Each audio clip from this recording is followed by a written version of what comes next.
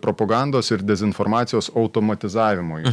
Pavyzdžiui, piktavalis veikėjas, ar jisai gali būti politinis kažkoks veikėjas, ar gali būti ten, žodžiu, finansinis koks nors machinatorius, ar dar kažkas, tai, bet jisai tradiciškai panaudodamas tas apgaulės tokias schemas, įves vis daugiau tam tikro automatizavimo. Ką aš turiu omeny? Tai, pavyzdžiui, žinutė galbūt galės skleisti jau ne visas ten koks nors trolių fabrikas iš Sankt Peterburgo, bet galės algoritmai tą padalinti arba troliai sukurti tą paskleisti. Ne? Vis tiek žiniasklaida išlieka pagrindiniu tuo filtru, nes aš kaip sakau, net ir pagrindinis melagienos principas yra bandyti prisidengti kažkuo patikimu. Bandyti parodyti save, kaip parduoti save kaip kažkokią ar žurnalistą, ar žiniasklaidos priemonę, ar panašiai.